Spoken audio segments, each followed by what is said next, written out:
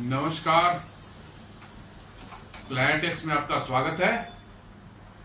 और हमेशा तरह आपसे निवेदन है, क्लाइंटेक्स को सब्सक्राइब करें, बेल आइकन जरूर दबाएं, हमारे वीडियोस को लाइक करें एंड फ्रेंड्स एंड फैमिली के साथ जरूर शेयर करें।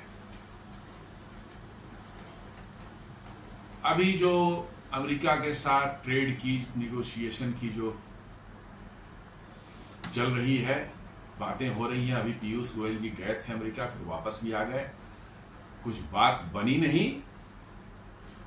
अमेरिका के एब्सर्ड डिमांड्स जो हैं वो रुकने का नाम ही नहीं ले रहे हैं। उनको लगता है कि अभी भी वो आज से 50-60 साल पहले वाली अमेरिका में जी रहे हैं, जहां अमेरिका की दादागिरी पूरी दुनिया में चलती थी और एक बार आंख उठा दिया तो बस वो काम हो जाता था। उसी गलतफहमी में अभी भी जी रहे हैं और उससे निकलने का उनके पास ना कोई इच्छा शक्ति है और ना कोई मीन्स है कि वो निकल करके जो उससे जो उनका माइंडसेट है उससे बाहर निकल करके वो जी सकेंगे। भारत ने साफ साफ उनको कह रखा है, एक बार नहीं कई बार कह रखा है कि एनर्जी सिक्योरिटी हमारी नेशनल नीड है और इससे हम कॉम्प्रोमाइज नहीं करेंगे। हमारे फार्मर्स हैं, कृषि क्षेत्र है, हमारे डेयरी सेक्टर है, हमारा एमएसएमई है, हमारा फिशरीज है, इसमें बहुत लार्ज नंबर ऑफ लोग एम्प्लॉयड होते हैं और रोजी रोटी उनकी चलती है। ये नॉन नेगोशिएबल है। आपको और जहां बात करनी है आप कर सकते हैं, या कुछ एडजस्टमेंट जो होगा हो जाए। अमेरिका जिद पर अड़ा हुआ है वही 70s का 60s का अमेरिका कि भाई हमने कह दिया और कोई ना कह दे, हमें साहब ये कैसे हो जाएगा, हमें तो बर्दाश्त, वो हम कैसे बर्दाश्त करेंगे। वो धमकियां वमकियां हर तरह के जो है हथकंडे जो अपना रहे हैं, भारत को धमकियां भी देने पर उतर आए हैं वो लोग। तो आप कह सकते हैं कि अमेरिका जो है अपनी बदमाशियां पूरे तौर पर कर रहा है। खासकर एनर्जी के लिए जो है, अभी जो पीयूष गोयल जी गए थे, उनका कहना है कि साहब आप रशियन ऑयल छोड़ दो खरीदना, तो कहां से खरीदें? अमेरिका से आप खरीदो। जी हां, रसिया के सस्ते ऑयल छोड़ करके आप महंगे ऑयल जो है और एलएनजी जो है अमेरिका से आप खरीदो, ताकि अमेरिका की कमाई हो सके। साफ साफ बेशर्म की तरह साफ साफ कर रहे हैं कि अमेरिका को छोड़ो और रशिया को छोड़ो और अमेरिका से तेल खरीदो। पीयूष गोयल जी ने भी नहले पर दाला चल दिया। उन्होंने कहा कि रिड्यूसिंग रशियन क्रूड इंपोर्ट्स पर जब बात हो रही थी, उन्होंने टाइम्स ऑफ इंडिया बताया कि India wants US to allow oil from Iran, Venezuela और 25% पैनल जो है उनको हटाना पड़ेगा। 25% जो एक्स्ट्रा वो हटावे, फिर बात होगी। और रशिया से नहीं लेंगे तो ईरान से या वेनेजुएला से लेंगे। लेकिन अमेरिका चाहता है कि रशिया भी नहीं तेल बेच सके, ईरान भी नहीं बेच सके, वेनेजुएला भी नहीं बेच सके, ताकि तेल के दाम जो है $125, $130 पर बैरल पहुंच जाए और तब अमेरिका उसमें बेच करके पैसे कमाए और अपना डेब्ट जो है उसको कम कर सके।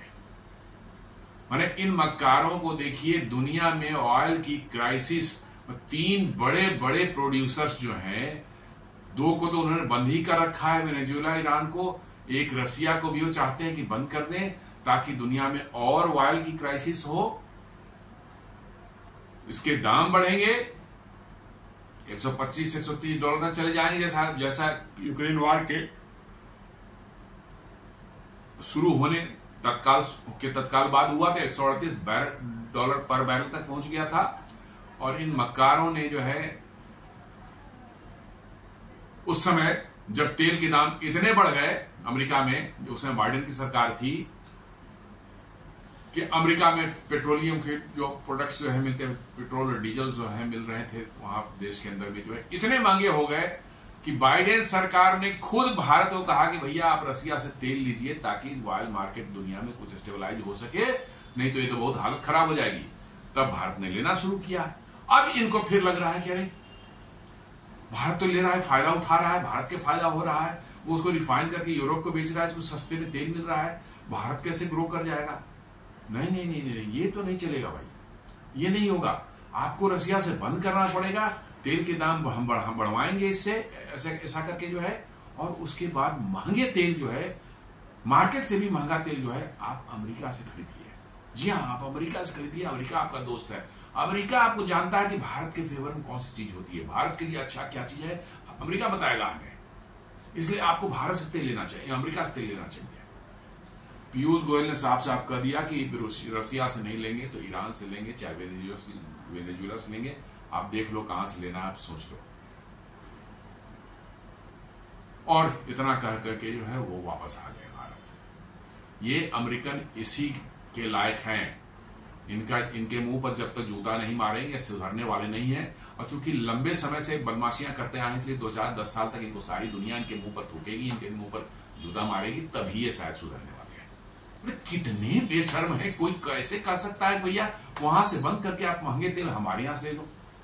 अरे ये कहते कि हाँ भाई वहां से बंद कर दो, वहां तक तो चलो ठीक है, कुछ मतलब की जो है अलग वही बकवास बात है, चलो मान लिया कि ले लो भाई, आप कहीं और से ले लेना, लेकिन आप करें नहीं, मेरे से ले लो तेल, अमेरिका से खरीदो।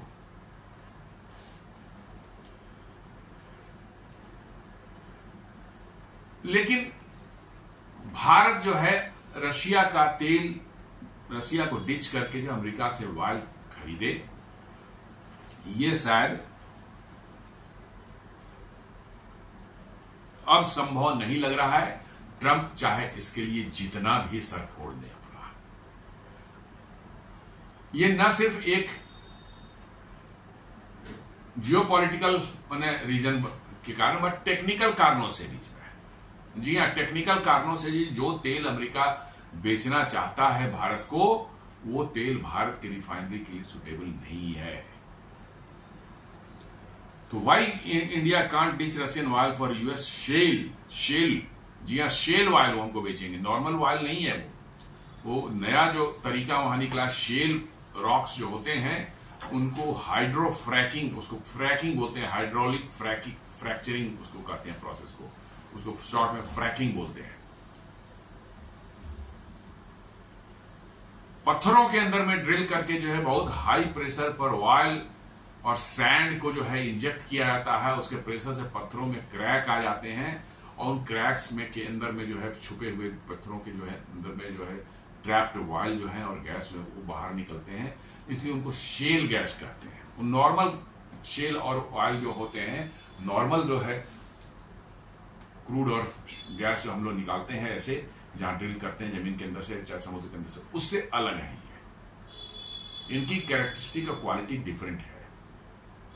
अमेरिका कहता है कि यही शेल गैस हमसे लीजिए, और शेल गैस के साथ सबसे है कि 60 से 70 डॉलर से ऊपर यदि आपका प्राइस नहीं है मार्केट का, तो ये महंगा पड़ता है, मतलब कि जो है इकोनॉमिकली वायबल नहीं है ये, क्योंकि उनको निकालने में जो है खर्च बहुत है, कन्वेंशनल तरीके जो हम निकालते हैं उससे, और ये शेल ऑयल जो निकालने का तरीका है फ्रैकिंग, जो हाइड्रो फ्रैकिंग जो करते हैं, उसको दोनों फर्क है। नॉर्मल वाले में उतना एक्सपेंसेस नहीं आते हैं, वंस ड्रिलिंग हो गई, ऑयल निकल गया, निकलना शुरू हो गया, फिर ज्यादा कुछ करने की जरूरत नहीं होती, निकलते रहता है जब तक उस रिजर्वायर में ऑयल रहता है। लेकिन फ्रैकिंग में है कि आपको लगातार जो है आप करते जाना है, इधर का नहीं, थोड़ा सा तेल यहां से निकला, थोड़ा आगे बढ़े, वहां से थोड़ा तेल निकला, इस तरह से लगा कंटिन्यूअस आपको जो है ड्रिलिंग में पैसे लगाते हैं, इसलिए बहुत महंगा पड़ता है। तो 60 to 70 डॉलर से ऊपर नहीं हो यदि वर्ल्ड मार्केट में प्राइस तेल का जो है, तो आप ये फायदेमंद नहीं होता है। इसलिए जैसे ही ऑयल प्राइसेस डाउन होती हैं, ये फ्रैकिंग वाली शेल ऑयल वाली एक्टिविटी अमेरिका में बंद हो जाती है, रुक जाती है, क्योंकि वो जितने पैसे आपको मिलेंगे उससे ज्यादा पैसे खर्च करेंगे उसको निकालने में, और वही शेल ऑयल अमेरिका जो है बेचना चाहता है भारत को। लेकिन कहता है कि कारण ऐसे हैं कि इवन इफ की ट्रंप इंसिस्ट करें, चाहे कुछ भी करें, थोड़ा बहुत भारत जरूर ले सकता है, बहुत बड़े पैमाने पर शेल ऑयल टेक्निकल कारणों से भारत नहीं ले सकता। जी हां, टेक्निकल कारणों से भारत नहीं ले सकता। क्यों नहीं ले सकता, आगे देखते हैं हम लोग। इन बिटवीन जो है, तो ये जो क्यों नहीं ले सकता, तो एक एनर्जी एक्सपर्ट हैं अनस अल हाजी, उन्होंने कहा है कि इंडियन रिफाइनरी जो है वो बने हुए हैं built for medium and high sour crudes. जी हाँ, क्रूड में भी जो है लाइट स्वीट क्रूड कैटेगरी एक है, मीडियम सावर क्रूड है और एक हेवी सावर क्रूड है। लाइट स्वीट क्रूड जो होता है उसके अंदर में जो है आपको सल्फर की कंटेंट बहुत कम होती है और साथ साथ जो वैक्स वगैरह भी होते हैं उसकी कंटेंट भी वो कम होता है। जी हाँ, सल्फर को माना जाता है खराब, माने जिसमें सल्फर ज्यादा हो वो क्रूड को खराब माना जाता है, क्योंकि सल्फर आपको निकालना, जो फ्यूल आप में रह जाएगा सल्फर तो बहुत ज्यादा पॉल्यूशन पैदा करेगा, SO2 बहुत ज्यादा आपके इमिशन होगी आपकी गाड़ियों से जो है। तो उसको क्या किया जाता है, डीसल्फराइज किया जाता है। जी हाँ, रिफाइनरीज में डीसल्फराइजेशन यूनिट लगा हुआ होता है और डीसल्फराइज किया जाता है, सल्फर को निकाला जाता है। डी वैक्सिंग यूनिट होती है जहां पर वैक्स को भी जो है उसे निकालता है ताकि वो उसमें जो है उसकी हेवीनेस और स्टिकीनेस जो है कम हो सके। तो इंडियन रिफाइनरी, ज्यादातर रिफाइनरी जो बने हुए हैं वो medium to heavy sour crude के लिए बने हुए हैं। क्यों? क्योंकि लाइट स्वीट एक तो दुनिया में कम मिलते हैं और मिलते भी हैं तो उनके प्राइस ज्यादा होते हैं। जी हाँ, मिलते भी हैं तो उनके प्राइस ज्यादा होते हैं, इसलिए जो है शुरू से ही ज्यादातर मिलते हैं मीडियम और हेवी सावर क्रूड मिलते हैं जिसमें ज्यादा वैक्स है, ज्यादा सल्फर है, तो उसी को लिया जाता है। चूंकि अवेलेबिलिटी भी आसान है, थोड़ी प्राइसिंग में थोड़ी सी कम रहती है। इससे क्या होता है कि आपकी रिफाइनरी जो आप बनाते हैं तो उसको डिजाइन भी उसी तरह करते हैं, उस तरह के क्रूड को प्रोसेस करने के तरीके से बने हुए हैं और तब आपका जो है उसमें प्रोसेसिंग हो पाती है और डीजल पेट्रोल वगैरह निकलता है उससे। तो ये हाजी साहब बोल रहे हैं, अनस अल हाजी बोल रहा है कि Indian refineries are build for medium sour crudes not US shale output. क्यों? यूएस शेल आउटपुट जो है लाइट स्वीट क्रूड है, वो हमारी रिफाइनरी के लिए सुटेबल नहीं है। यदि उसको आप प्रोसेस करेंगे तो आपके यील्ड जो है कम हो जाएंगे। जी हाँ, पेट्रोल और डीजल जितना निकलना चाहिए उससे कम हो जाएंगे, क्योंकि आपने गलत क्रूड उसमें डाल दिया है। गलत क्रूड डाले हैं तो आपको जो है आउटपुट भी आपको कम निकलेगा, गलत निकलेगा, कम होगा। आपको चाहिए मीडियम और हेवी सावर क्रूड। तो हमारे ज्यादातर रिफाइनरी मीडियम सावर क्रूड के लिए बने हुए हैं, जिसमें गल्फ वाले क्रूड सब सुटेबल होते हैं। नाइजीरिया का होता है, वेनेजुएला होता है, ईरान वगैरह है। रशियन क्रूड भी जो है वो मीडियम सावर क्रूड है, वो भी फिट होता है इसमें। अमेरिकन जो है लाइट सावर क्रूड या नॉर्थ सी का जो ब्रेंट क्रूड है वो नहीं फिट होता हमारे उसमें जो है, क्योंकि वो लाइट स्वीट क्रूड है। हमारे रिफाइनरी में बहुत बड़े लेवल पर मॉडिफिकेशन करनी पड़ेगी तभी इसका कंजम्पशन हो पाएगा। और ये चीज तो अमेरिका खुद प्रूव करता है। अमेरिका अपने शेल ऑयल को अपने यहां रिफाइन नहीं कर पाता, क्योंकि उनकी रिफाइनरीज बने हुए हैं मीडियम एंड सावर क्रूड के लिए बनी हुई है। तो अब लाइट स्वीट क्रूड या शेल ऑयल जो है क्या निकलती है, यदि उनको प्रोसेस करना चाहे तो उनके रिफाइनरी में $100 of billions खर्च करने पड़ेंगे सारे रिफाइनरीज को मिला करके जो है। तो वो क्या चाहते हैं कि वो लाइट स्वीट क्रूड को दुनिया में बेच दें किसी को, और गल्फ कंट्री से चाहे और जगहों से जो है वो खरीद करके लाते हैं मीडियम सावर क्रूड और उसको रिफाइन करते हैं अपने यहाँ और अपने देश में कंज्यूम करते हैं। तो खुद नहीं रिफाइन कर पा रहे हैं, उनके शेल ऑयल वो खुद नहीं रिफाइन कर पा रहे हैं और वो चाह रहे हैं कि वो भारत को चेप दे किस तरह से जो है। पर भारत की रिफाइनरीज भी नहीं बनी हुई है उसके लिए भाई। तो अब लोग पूछेंगे कि भैया पिछले में पहले कुछ क्रूड अमेरिका से भारत हाँ लेता रहा है, लेकिन ज्यादा क्वांटिटी में, थोड़े क्वांटिटी में। उसको क्या करते थे, मीडियम सावर, अमेरिका को खुश करने के लिए सिर्फ, जी हाँ, वो सुटेबल नहीं था हमारे लिए, उसको खुश करने के लिए हम ले लेते थे और मीडियम सावर क्रूड जो आता था उसके साथ ब्लेंड करते, मिक्स कर देते और तब उसको प्रोसेस करते थे तो काम चल जाता था अपना। लेकिन ज्यादा क्वांटिटी में आप लेंगे तो फिर मुश्किल हो जाएगी, आपका यील्ड जो है घट जाएगा, जो कि आपके लिए खतरनाक है, आपके लिए नुकसानदेह है। तो ये हाजी साहब कहते हैं कि रिफाइनरी जो भारत की वो बनी ही हुई नहीं है कि उस शेल ऑयल को प्रोसेस कर सके, वो मीडियम सावर क्रूड के लिए बनी हुई है, इसलिए अमेरिका के चाहने से भी कुछ होने वाला नहीं है।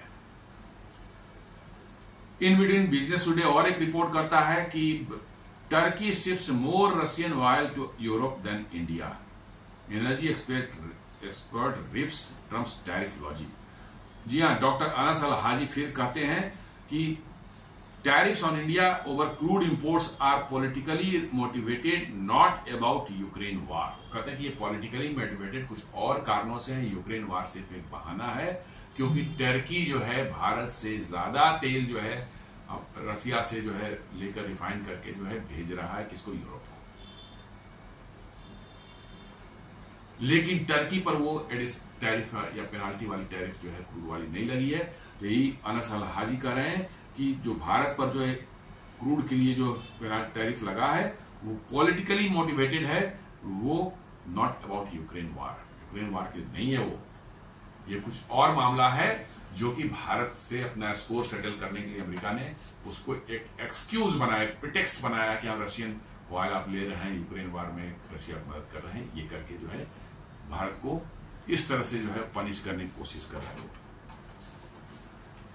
और उन्होंने क्या कहा, energy economist doctor Anas Al Haji argues India cannot simply replace Russian crude with US shale because Indian refineries are configured for medium to heavy sour crude, while most US shale crudes are light sweet। जो मैंने कहा कि Indian refineries जो बने हुए हैं medium to heavy sour crude के लिए जो है, जिसमें कि बहुत ज्यादा वैक्स होता है और बहुत ज्यादा सल्फर कंटेंट होता है। ज्यादातर दुनिया में क्रूड ऐसे ही मिलते हैं और इसलिए ज्यादातर देशों ने रिफाइनरीज भी अपनी ऐसी ही बना रखी है। कहीं कहीं जो है लाइट स्वीट मिल भी जाता है तो उसको यूज करने के लिए जो है मिक्स करके जो है उसका इस्तेमाल कर लिया जाता है हेवी मीडियम सावर क्रूड के साथ में। लाइट सावर क्रूड को डायरेक्टली रिफाइन करने के बहुत कम रिफाइनरीज दुनिया में है, क्योंकि मिलते ही बहुत कम है और जो मिलते भी हैं थोड़े एक्सपेंसिव होते हैं ये। लेकिन उनको यदि आप अपने नॉर्मल रिफाइनरीज जो हमारी बनी उनमें डालेंगे तो आपका यील्ड ड्रास्टिकली कम हो जाएगा। इसलिए बोल रहे हैं कि वो नहीं हो सकता। While most US shale exports are light sweet, जी हाँ, वो लाइट स्वीट ही उसको एक्सपोर्ट कर, जैसे मैंने बताया कि उनकी रिफाइनरीज भी लाइट स्वीट को रिफाइन करने के कैपेबल नहीं है, इसलिए वो अपनी जान छुड़ाने के लिए बेचना चाहते हैं उसको, और वो बेचने के लिए जो है वो कहीं पर किसी के मत्थे मरने की जाए और अभी भारत के पीछे पड़े हुए हैं। भाई आप इंपोर्ट करते, इतना ही आपको है तो आप इंपोर्ट करते हो क्रूड ऑयल को जो है इंपोर्ट बंद करके आप अपने क्रूड का इस्तेमाल कर लो। तो मालूम है कि उसमें उनकी रिफाइनरी सारी प्राइवेट हैं, वो रिफाइनरीज जो है इनकी बात नहीं मान रही सरकार की, कह रहे हैं कि इसमें $100 of billion लग जाएंगे। हर रिफाइनरी 2005-10 बिलियन डॉलर का हमको रिफाइनरी में मॉडिफिकेशन करनी पड़ेगी, अपग्रेडेशन करनी पड़ेगी, तब हम इस क्रूड को कर पाएंगे। तो सारी रिफाइनरी को आप देख लें अमेरिका की, तो करीब करीब $hundreds of billions जो है उनको खर्च करने पड़ेंगे, वो करना नहीं चाहते। तो वो अपना लाइट स्वीट जो है शेल ऑयल जो चाहते हैं बिक जाए दुनिया में, और हम बाहर से इंपोर्ट करके अपना काम कर रहे हैं, और वो भारत के पीछे पड़े हुए हैं। तो भारत ने साफ कर नहीं है, तो ये तो हमारा, इससे हमारा काम चलेगा नहीं। थोड़ा बहुत हम ले लेंगे मिक्स करके हम उसको, लेकिन हम पूरा का पूरा कैसे ले सकते हैं? हमारा तो पेट्रोल और डीजल का यील्ड ही घट जाएगा, हमारा प्रोडक्शन घट जाएगा पेट्रोल और डीजल का। Even a political push from Trump to Modi can't change the overnight. At best you can add a tanker or two in a month। कह रहे हैं कि ट्रम्प चाहे जितना भी कर ले, मोदी पर जितना भी दबाव डालें, ये मैटर नहीं सॉल्व हो सकता। बहुत होगा तो इंडिया महीने में 1-8 टैंकर और एक्स्ट्रा ले सकता है, जो अभी तक ले रहा था 1-8 टैंकर ले लेगा, उसको हम लोग मिक्स करके ब्लेंड करके जो है उसको रिफाइन कर देंगे। जो नॉर्मल और जो मीडियम और हेवी सावर क्रूड है उसको उसके साथ मिक्स करके रिफाइन कर देंगे तो चल जाएगा। लेकिन हम बहुत ज्यादा क्वांटिटी में लेंगे तो हमें दिक्कत होने लगेगी, हम उसको रिफाइन कैसे कर पाएंगे। लेकिन अमेरिका साहब, आप अपने घर में आग लगा लीजिए, हमें उससे मतलब नहीं, हमको तो पैसा चाहिए, हमको पैसा दीजिए आप। जी हाँ, अमेरिका यही है, आपके घर में आग लग जाए किसी वजह से, आप लगा लें आग, हमको पैसा, हमको कमाई करने दीजिए। ये इतने बेशर्म दुनिया में कोई दूसरा कौम नहीं मिलेगा अमेरिकन जैसा, इतने बेशर्म है। खुल कर कह रहे हैं कि आप अपना नुकसान करा करके हमको फायदा कराओ, खुलेआम बोल रहे हैं। आप बता लीजिए कि इतने इस बेशर्मी का क्या आप कहेंगे। Crude quality mismatch, hardware reality जो है, हार्डवेयर जो है हमारे जो है रिफाइनरी का डिफरेंट है। जो क्रूड अमेरिका बेचना चाहता है शेल ऑयल वाला, वो हमारे रिफाइनरी से मैच नहीं कर सकता। Jamnagar, Paradip, Kochi, MRPL, Numaligarh, etc. were built retrofitted with cokers, desulfurization and hydrocrackers to crack medium/heavy sour crudes, Ural, Basra और अरब ग्रेड्स। जी हाँ, आपको अपनी रिफाइनरी में कुछ पूरा प्रोसेस चेंज करना पड़ता है, उसके लिए आप कोकर्स लगाते हैं। जी हाँ, कोकिंग कोल जिससे निकलती है, आपको जो है बिल्कुल मतलब कि जो है अंदर से जो लास्ट उसका प्रोडक्ट जो कार्बन निकलता है, एकदम कार्बन ब्लैक, वो 100% कार्बन जिसको बोलते हैं निकलता है, वो उसके लिए कोकर यूनिट लगते हैं, डीसल्फराइजेशन यूनिट लगता है, हाइड्रोक्रैकर्स अलग से एक यूनिट लगते हैं, साथ में डी वैक्सिंग यूनिट है वो भी लगता है। किस लिए ये सब एक्स्ट्रा लगाते हैं? टू प्रोसेस टू क्रैक मीडियम/हेवी सावर क्रूड्स। तो हमने रिफाइनरी ऐसे बना रखी है, तो उसमें यदि हम लाइट स्वीट को क्रूड डालें जो अमेरिका बेचना चाहता है अपना शेल ऑयल, तो क्या होगा? अगर प्रोसेस अलग है बिल्कुल आपका, लेकिन क्रूड आप डाल रहे हैं, डिफरेंट चीज डाल रहे हैं। अब अपनी गाड़ी में पेट्रोल वाले गाड़ी में जो है आप डीजल डाल दें तो क्या होगा, या डीजल वाले में पेट्रोल डाल दें तो क्या होगा आपका? तो वही बात कर रहा है कि भाई आप जो करेक्ट इनपुट डालोगे तभी तो करेक्ट आउटपुट निकलेगा। तो हमने जो बनाया रिफाइनरी वैसे क्रूड हमें चाहिए तो नहीं, वो उनके पास है नहीं। लेकिन फिर भी नहीं साहब, आप अपने घर में आग लगा लो, अपना नुकसान करा लो, हमको फायदा करने दो भैया, पैसा कमाए दो हमको। एक्चुअली अमेरिका जो है ना आज के दिन में जो है लूट पाट पर उतर आया है, दुनिया को धमका करके हफ्ता वसूली पर उतर आया है। सीधे ही बात है, अमेरिका के पास अब अपने पैसे नहीं है, अपने पैसे से इसे देखते हैं कतर को जाकर धमकाया कि $1.2 बिलियन का इन्वेस्टमेंट कर दो वहां पर। सऊदी अरब कहता है कि $1 ट्रिलियन का इन्वेस्टमेंट कर दो। जापान कहता है $550 बिलियन का इन्वेस्टमेंट कर दो। यूरोप को अपने खाने के पैसे नहीं जुट रहे, उनको करा $650 बिलियन का इन्वेस्टमेंट कर दो अमेरिका में। और इन्वेस्टमेंट नहीं कर, वो हम डिसाइड करेंगे वो पैसा कहां लगेगा। मतलब आप देने पैसे वो खा पी के बराबर कर देते हैं। बेसिकली उनके पास अब अपना देश चलाने के लिए जो रिसोर्सेज नहीं है, पैसे नहीं है, वो दुनिया से जो है ऐंठना चाहते हैं, अनाप शनाप गुंडागर्दी करके जो है ऐंठना चाहिए। इन्वेस्टमेंट ऐसा कुछ नहीं है। कौन इन्वेस्ट करेगा? अमेरिका किस चीज में इन्वेस्ट करेगा? अमेरिका की फैक्ट्रियां तो बंद हो रही हैं, वहां काम करने वाले तो आदमी नहीं है वहां उनके पास में, और बाहर से जाए तो उनको पकड़ करके जो है डिपोर्ट कर रहे हैं। अभी आपने देखा कैसे होंडा की जो है बैटरी मैन्युफैक्चरिंग प्लांट बना रहे थे, प्लांट मैन्युफैक्चर करने को तैयार करने के लिए अमेरिका में उनके पास स्किल्ड आदमी नहीं थे। वो करीब 300-400 लोगों को बजाते जो है उनका वर्क वीजा वगैरह ले करके जो है उनको भेजा था अमेरिका को, भैया चलो 2-4-6 महीने प्लांट कंस्ट्रक्ट करेंगे, वो फिर लौट जाएंगे अमेरिका। वहां इमिग्रेशन एंड कस्टम्स इन्फोर्समेंट वाले पहुंच गए, 300-400 लोग जो है वहां रेड मार दी, और 372 जो है कोरियन लोगों को अरेस्ट कर लिया। और उनके पास कागज है, वीजा है, सब कुछ। बोलता नहीं ये इलीगल इमिग्रेंट्स हैं, सब घुस गए हैं, इनको बाहर करो। और तुरंत उनको हवाई जहाज बिठाया और जो है साउथ कोरिया वापस कर दिया। अब वो साउथ कोरिया कहता है कि हमें तो प्लांट लगाना ही नहीं आपके यहाँ, आपके यहाँ आर्मी नहीं है, हम कौन काम करेगा? आपके यहाँ पढ़ा लिखा तो आदमी है नहीं, सब तो सड़क छाप सब हो चुके हैं, वहां पर ड्रग्स लेने वाले और लूटपाट करने वाले और 2 नंबरिया काम करने वाले लोग हो चुके हैं, तो है नहीं, तो हम कैसे लगाएंगे? तो उसने वो प्लांट जो है बंद होने वाला है। तो वो कह रहे हैं कि you don't just flip to light sweet crude overnight without yield losses and margin hits. जी हाँ, वो कह रहे हैं कि आप सीधे रिफाइनरी में जो है जो sour medium and heavy sour crude के लिए बना हुआ है, आप रातों रात जो है उसको नहीं बदल सकते कि यहाँ अब हमने लाइट स्वीट क्रूड को प्रोसेस करेंगे, हो गया, आप करेंगे, आपको भारी लॉस आपका होगा, यील्ड आपका बहुत कम होगा, आपकी जो लॉसेज बहुत बढ़ जाएंगी।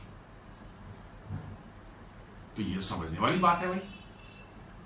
Economic discount freight plus run plan since 2020 Russia has priced to clear Ural's ESPO so-called discounts versus Brent often beat landed US LSS WTI when you include longer voyages from the US Gulf and freight spreads। जी हाँ, ये कहने का मतलब है कि जो रसिया जो discount दे रहा था उराल क्रूड पर और ESPO क्रूड पर, उराल क्रूड पर जो है कुछ डिस्काउंट वो दे रहे थे, और साथ साथ जो है रशिया से जो यहाँ लाने का जो डिस्टेंस पड़ता है, जो खर्च पड़ता है, वो अमेरिका से भारत में लाने का खर्च को जोड़ दें तो रसियन अभी भी चीपर है हमारे लिए। एक तो डिस्काउंट भी है और थोड़ा सा फ्रेट में भी हमको बच जाता है। और रसिया का चूंकि अभी सैंक्शन लगा रखा है तो बहुत ज्यादा उसका कस्टमर्स नहीं है, तो निश्चित रूप से कुछ और भारत को डिस्काउंट, एक्स्ट्रा डिस्काउंट वगैरह दे देता है वो। तो वो डिस्काउंट से जो है हम कम से कम हमारे यहाँ ऑयल प्राइसेस जो है कंज्यूमर्स के लिए जो है स्टेबल है, चल रही है। लेकिन अमेरिका चाहता है नहीं, सब कोई मतलब ही नहीं है, आप जो है अपना नुकसान करिए और हमको फायदा कराइए, वैसा डील करते हैं। अमेरिकन का ये कहना है कि आप अपना नुकसान करा लीजिए लेकिन अमेरिकन को फायदा करने दीजिए, को गोरी चमड़ी वाले हैं साहब, उनका तो राइट है दुनिया में पैसे कमाने का और गोरे धंधा करने का।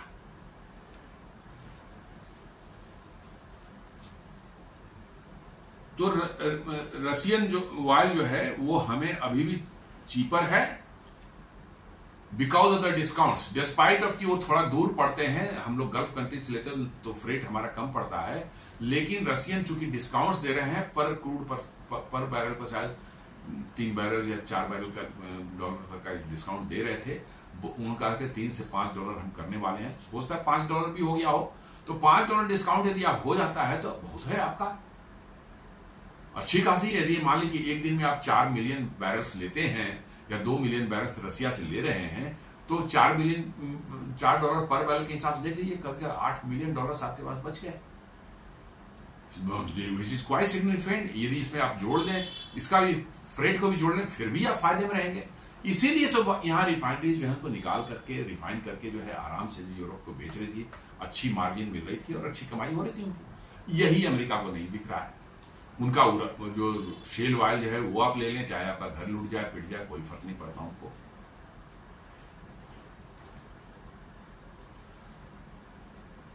इंडिया करीब करीब क्रूड इंपोर्ट करता है 5 मिलियन बैरल्स पर डे, जो कि अभी 2025 में पीक है ये 5 million, normally 4 million barrel per day है, लेकिन अभी थोड़ा सा पीक किया है, बढ़ा है इसमें। You can't swap 1.5 million barrel per day of Russian barrels with US shale tomorrow without rail, port, contract, churn and wrong grade penalties। जी हाँ, वो कह रहे कि भैया आपका ट्रांसपोर्टेशन का भी कोई लिंक अच्छा नहीं बना हुआ है, आपका जो है रिफाइनरीज जो है वो मतलब कि जो है वो आपको उसके लिए सुटेबल नहीं है। फिर कैसे जो है रसिया से करीब करीब 1.5 to 1.6 million barrel per day आप ले रहे हैं, कैसे इतना बड़ा चंक को जो है आप स्विच कर जाएंगे अमेरिकन शेल ऑयल पर। आपकी रिफाइनरीज उसको हैंडल नहीं कर पाएगी। ट्रांसपोर्टेशन का भी आपका लिंक जो है वो स्टैब्लिश प्रॉपरली नहीं है, वो सारे चीज करने में बहुत वक्त लगेगा, और प्लस रिफाइनरी सुटेबल नहीं है आपके उसके लिए जो है। Private refiners Reliance have long term tenor supply deals with Rosneft 10-year contract including multiple Russian grades and HSFO for cokers। HSFO भी ये ग्रेड है उनका उराल के अलावा। Locking in reliability and pricing formula, जी हाँ, सबने अपने प्लान बना रखा है। रिलायंस ने 10 साल का लॉन्ग टर्म कॉन्ट्रैक्ट कर रखा है रोजनेट से जो है उराल लेने के लिए, और प्लस HSFO जो है वो भी ले रहे हैं, ग्रेड का क्रूड लिया जा रहा है ताकि कोकर्स में जो है वो अच्छे से काम कर सके। तो सबने अपने बिजनेस बना रखे हैं कि कैसे हमको भाई प्रॉफिटेबल हमारा बिजनेस हो। अमेरिका करेंगे नहीं, आप प्रॉफिट का चिंता मत कीजिए, आप लॉस में जाएं तो जाएं, उससे कोई दिक्कत नहीं है साहब। प्रॉफिट कमाने का राइट सिर्फ जो है गोरों को है। मैं बार बार इसी से पॉइंट है कि उनका ये कहना है कि प्रॉफिट कमाने का राइट सिर्फ गोरों को है, और गोरों में भी सिर्फ अमेरिका को है। इसलिए आप अपना नुकसान करा लीजिए, अपने घर में आप आग लगा लें, हमें कोई उसको हम जो कर रहे हैं वो कीजिए। आपका भला किसमें है हम जानते हैं अच्छे से, आपकी भलाई किसमें है वो अमेरिका जानता है। हम जो बता रहे हैं वही कीजिए, आप वही शेल ऑयल ले जाइए, इसको कीजिए और रसिया से बंद कर दीजिए। दिस इज व्हाट अमेरिका जो है कर रहे हैं भारत को। दिसंबर 24 में ही जो है रोजनेस रिलायंस ने जो है 10 साल का जो है रशियन ऑयल सप्लाई डील को उन्होंने साइन किया था। 10 साल का long term contract. Long term contract करते हैं तो आपको जो है प्राइसिंग में भी कुछ डिस्काउंट मिलते हैं। जी हाँ, आप किसी से बड़ा कस्टमर हो जाते हैं किसी दुकानदार के, तो आपको डिस्काउंट हो देता है। वैसे ही रिलायंस ने 10 साल का कॉन्ट्रैक्ट किया है उससे रोजनेफ्ट के रसिया के साथ में जो है, तो उनको जो है निश्चित रूप से कुछ बेनिफिट मिली होगी। अभी कहता है नहीं, आप वो सब छोड़ दीजिए, वो सबसे मतलब नहीं हमको, हमें पैसा कमाने दीजिए। आप अमेरिका को पैसा नहीं कमाने देंगे तो साहब, तो बहुत माने गलत काम होगा। ये चीज आपके घर में आग लगती है नहीं लगती है, उससे थोड़ी दुनिया चलती है। अमेरिका को पैसा कमाना है भैया, अमेरिका के गोरों को पैसा कमाने दीजिए, ये उनका कहना है।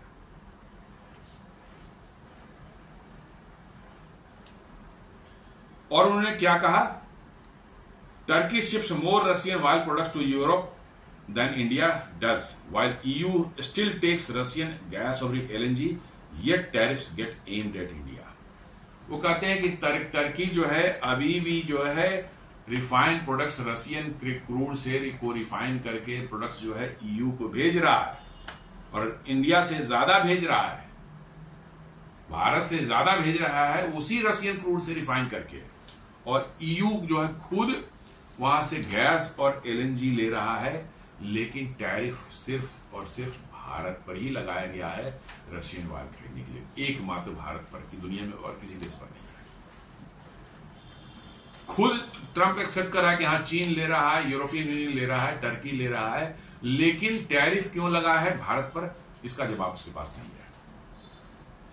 ये दोस्तों कुछ नहीं, मक्कारी है, सीधा मक्कारी है और कुछ नहीं है ये। He frames the US 50% headline tariff with 25% linked to Russian crude as market access politics, not Ukraine policy। साफ उन्होंने जो है कहा है कि साहब ये सिर्फ पॉलिटिक्स है, अदर कोई गेम के लिए ये किया जा रहा है, इसका यूक्रेन वार से कोई लेना देना ही नहीं है। और यही चीज मैं भी हमेशा पिछले 1-2 महीने से कर रहा हूं कि यूक्रेन वार से इस टैरिफ का कोई लेना देना ही, वो सिर्फ बहाना है। रशिया से तेल लेने के लिए तो अमेरिका के प्रशासन ने ही भारत को कहा था बाइडेन के एडमिनिस्ट्रेशन के दौरान कि भाई आप लीजिए, नहीं तो हाहाकार मचा रहेगा दुनिया में, जो $138 पर बैरल तेल से पहुंच चुका है। और तब भारत ने रशिया से तेल खरीदने की क्वांटिटी बढ़ाई। अब इन मक्कारों को लग रहा है कि अरे तो उल्टा हो गया, इन जो है ये तो पैसे कमा रहे हैं हमारे, हमने कहा कि भाई अपना काम चलाने के लिए बोला, तो ये तो उससे और मंगा करके जो है रिफाइन करके दुनिया में बेच रहे हैं, पैसे कमा रहे हैं।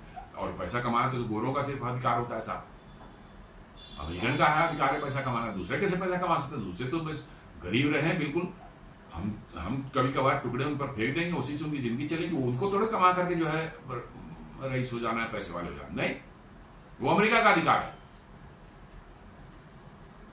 और ये मक्कारी जो है अब खुलकर सामने आ गई, बिल्कुल अब तक छुपी हुई थी, but now it is open. मैं तो इससे खुश हूं, कम से कम दुनिया को पता चल रहा है। जी हाँ, अब तक जितने थे सामने से शुगर कोटेड वर्ड, मीठे वर्ड, अब अंदर में वही मक्कारी कर रहे थे, अब कम से कम मक्कारी सामने आ गई है, दुनिया को पता चल रहा है। अब तो बोल रहे हैं लोग ना कि भाई सारे लोग ले रहे हैं क्रूड, उन पर आपने टैरिफ नहीं लगाया, भारत पर क्यों लगाया? आप इसका पहले जवाब दीजिए।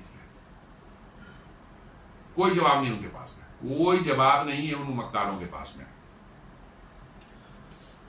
Multiple analysis document how Russian crude is refined in third country, notably Turkey, and then oil products, diesel and aviation turbine fuel flow into EU/G7 as well known sanctions loophole। जी हाँ, ये सैंक्शन वैक्शन जितने लगाए गए हैं ये सब फालतू के बकवास हैं। टर्की ने साफ जो है वहां से दे रहा है कि टर्की वहां से मंगाता है क्रूड, अब इंडिया से ज्यादा वो रिफाइन करके जो है यूरोपियन यूनियन और G7 देशों को भेज रहा है, लेकिन उसकी बात नहीं कर रहे हैं ट्रंप की भाई टर्की भी कुछ गलत काम कर रहा है, उस पर भी टैरिफ लगनी चाहिए, नहीं कर रहा है। क्योंकि मक्कारों के दिमाग में है इंडिया से कुछ उनको चाहिए क्या है कि आप अपनी इकोनॉमी तबाह कर लें, क्योंकि टर्की उनका कहीं कोई कंपटीटर नहीं है, भारत भी नहीं कंपटीटर, लेकिन भारत जिस रफ्तार से बढ़ रहा है उनको लग रहा है कि अनदर चाइना जो है तैयार होने लगा है।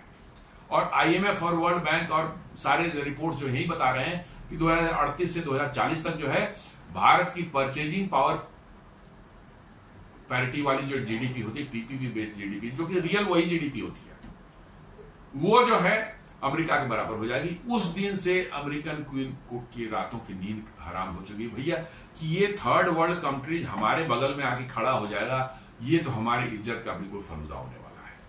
अब कुछ ऐसा करो कि इसका आगे बढ़ना ही रोकना है, हमको आगे और बढ़ना है, ये नहीं कर रहे कि हमको और अपनी तेज गति से डेवलप करेंगे ताकि गैप मेंटेन नहीं, क्योंकि वो नहीं बढ़ सकते आगे, उनको पता है, उनको मालूम है कि अब अमेरिका का डिक्लाइन जो है होना है, आगे ग्रोथ नहीं होना है। इट इज वेल नोन, जो कि अमेरिका का पूरा स्ट्रक्चर, उनके सोसाइटी का, उनकी इकोनॉमी का, उनके माइंडसेट का जो बन चुका है ना, वो काम धंधा नहीं करना चाहते, लूट पाट करके मौज मस्ती करना चाहते हैं, काम धंधा उनके बस करना उनके बस का नहीं है।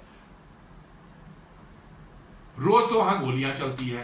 आज भी मैं सुबह सुबह देख रहा था न्यूज में कि वहां मिशिगन के किसी चर्च में जो है कोई आया, राइफल निकाल, तड़ातड़ उसने गोलियां चलाई, 4 लोग उसमें मारे गए, और साथ बम फेंका उसने, जो पूरे चर्च में आग लगा दी, पूरा चर्च स्वाहा हो गया। Every day it is happening. पूरी सोसाइटी एकदम बिल्कुल मेंटली जो है वो हो चुकी है। उनको पता ही नहीं है कि क्या करना है। कितने सुसाइड्स होते हैं, ड्रग अब्यूज इतना ज्यादा है कि आप अंदाजा नहीं लगा सकते।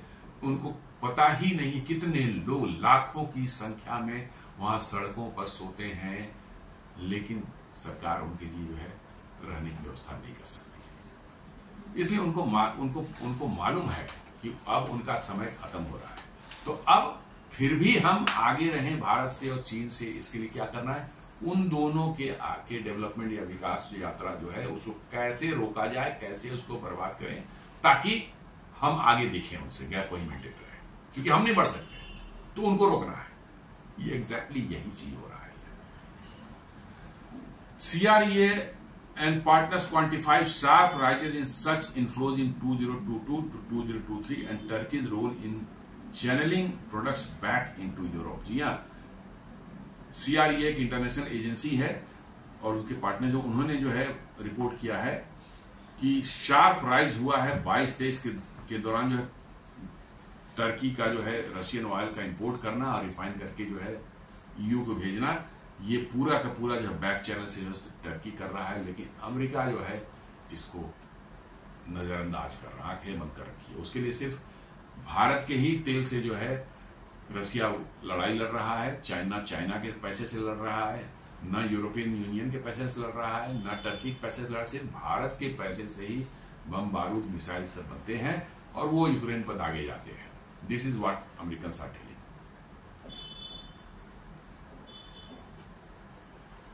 India kept Russian crude near 1.5 to 1.8 million barrels per day into August to September. Traders even expected 10 to 20% rise in September as discount widened under sanction pressure। जी हाँ, अभी तक जो है इनका जो है 1.5 से 1.8 मिलियन बैरल पर डे का था, लेकिन बता रहे हैं लोग कि ये सितंबर महीने के फिगर जब आएगी तो शायद पता चलेगा 10 से 20% शायद ये बढ़ चुका है, क्योंकि रशिया और ज्यादा डिस्काउंट देने लगा है, बिकॉज कि उन पर सैंक्शंस और ज्यादा सब कर रहे हैं बदमाशी, इसलिए भारत और ज्यादा उनसे तेल ले रहा है, करीब 10 से 20% बढ़ सकता है ये।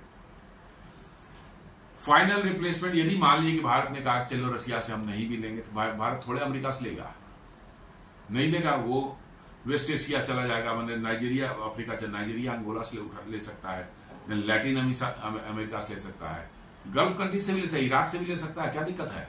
अमेरिका तो उसके सबसे लास्ट में आएगा, बिल्कुल।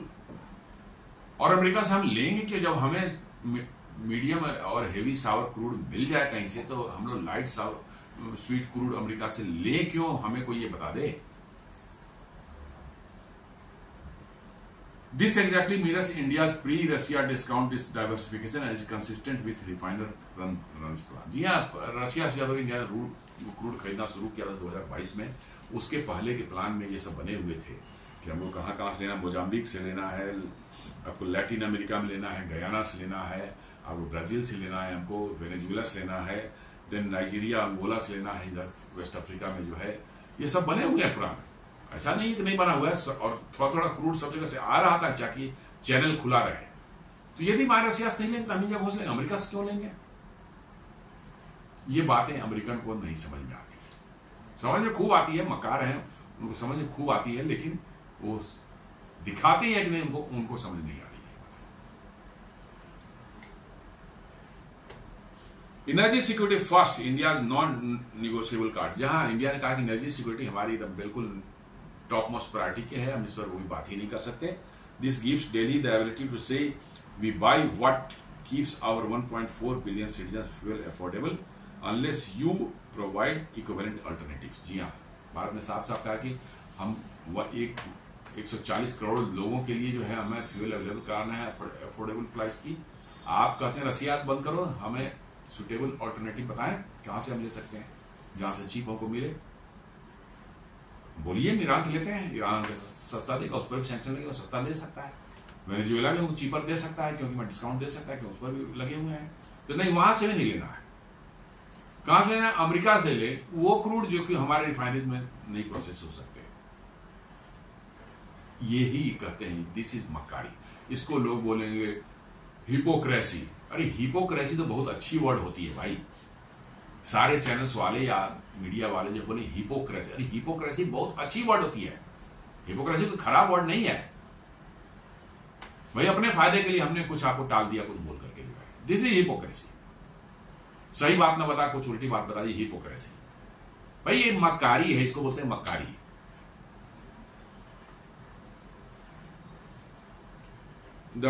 That framing blunts sanctions pressure and positions India as rational not defined। जी हाँ, ये साफ साफ बता दिया गया कि भैया आप डिफाइंड नहीं है।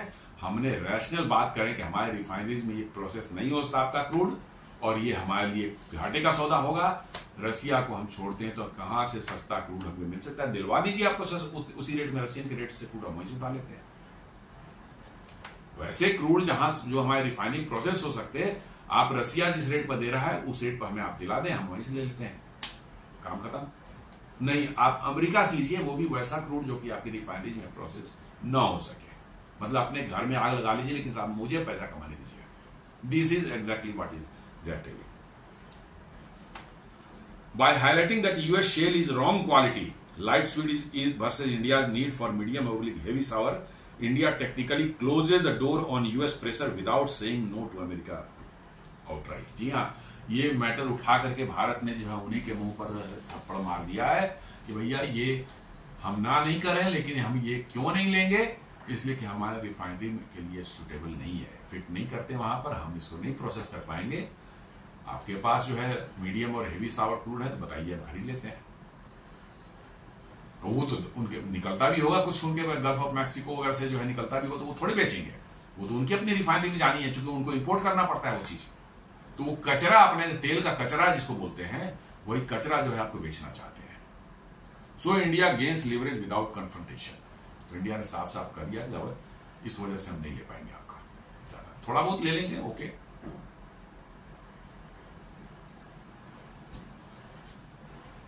फॉर एनर्जी सिक्योरिटी, भारत जो है अपना स्ट्रेटेजिक पेट्रोलियम रिजर्व्स जो है वो कैपेसिटी बढ़ा रहा है। सऊदी, यूएई और इराकी कॉन्ट्रैक्ट और बढ़ाया जा रहा है, डीप किया जा रहा है उनके साथ में।